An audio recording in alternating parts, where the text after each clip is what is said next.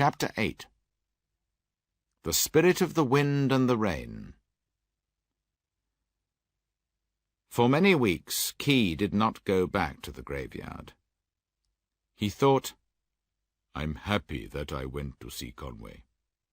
He's a good man. He's not going to build shops and houses in the graveyard. The people in the graveyard are dead, but their spirits are not dead. The spirits will help him. The spirits will give him everything he wants. The spirit of the wind will bring him good luck, and the spirit of the rain will make him happy." But one afternoon, Key went back to the graveyard again. There were no trees. There were no stones. There were no graves. But there were a lot of men in the graveyard. They were from Conway Construction, and they were building the shops and the hotel. When Key saw what was happening, he became terribly angry. His face went white, and his hands began to shake. Key ran up to the men and said, "What's happening? Why are you building here in the graveyard?" The men laughed at him and said, "Go away, old man. This isn't a graveyard anymore. We're building shops for the new town. Go back to your village and be quiet." Night came, and the village was very quiet. Key was alone outside his house. In the garden there was a small fire, and the yellow and orange flames danced in the dark, throwing strange black shapes across the ground. Key took a stick and drew a circle in the ground. He walked round and round the circle, singing a strange song.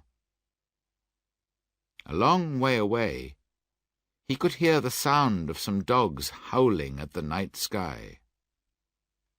Key began to talk very quietly. He said,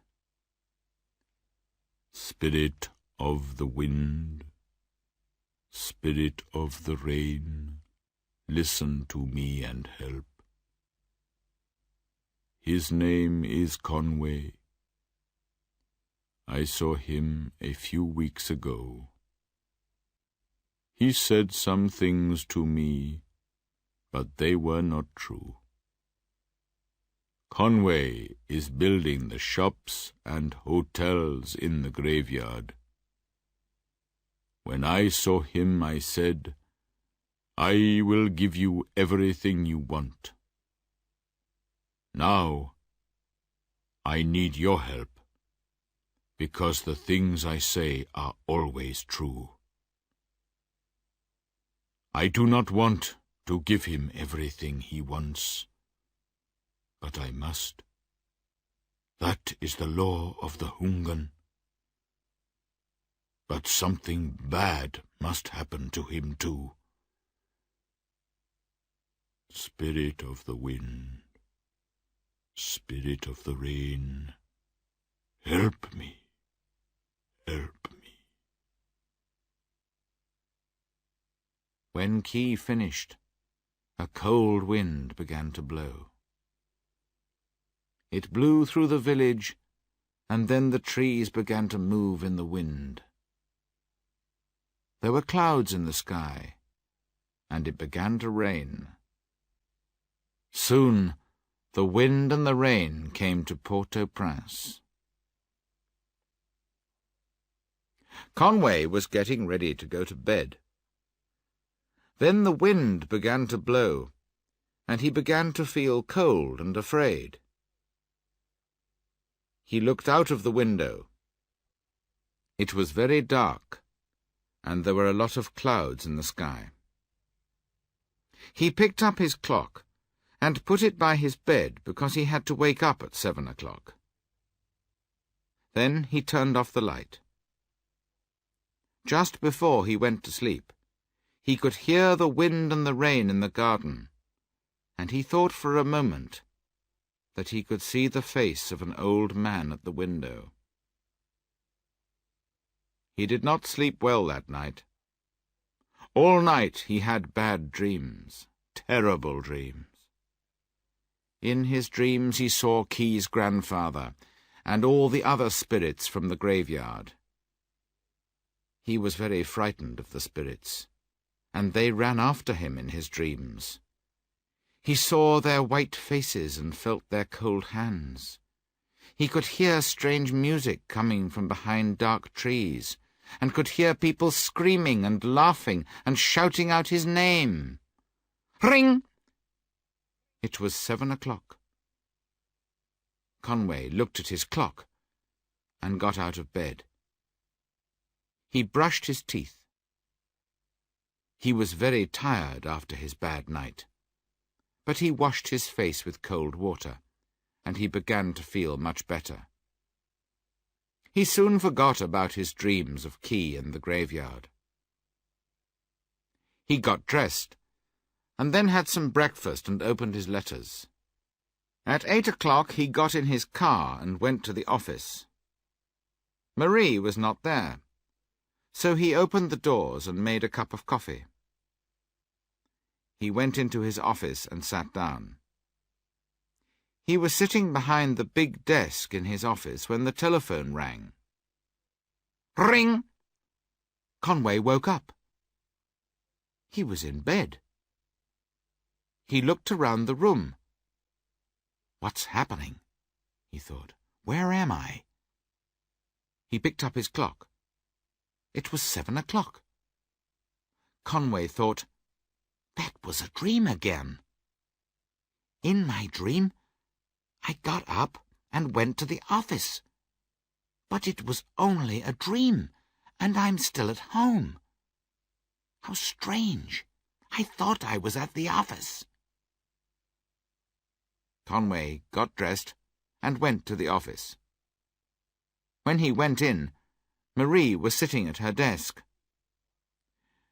"Good morning, Marie," he said. "Good morning, Mr. Conway," she said. "How are you?" "I'm fine," he said. "But I had a strange dream last night. In my dream, I woke up and came to the office. Then I woke up and I was at home." "Well," she said, "you're here now. This time you're not dreaming." Conway went into his office and started to work. There was a knock on the door. "Come in," said Conway. An old man came into the office. He looked at Conway and started laughing. "Hello, Conway," said the old man. "Do you know my name?" Conway looked at the old man and felt afraid. He knew the face. But where was it from? Whose face was it? Was it from the dream? Or was it from a picture in a book? Was it the face from Karen Jackson's book? "I am Key's grandfather," the old man said. And then he began to laugh and scream like a man who was mad. Suddenly the telephone rang. Ring! Conway woke up. He looked round the room. He was in bed. He looked at his clock.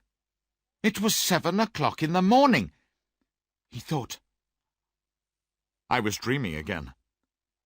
But what's happening now? Am I sleeping, or am I awake?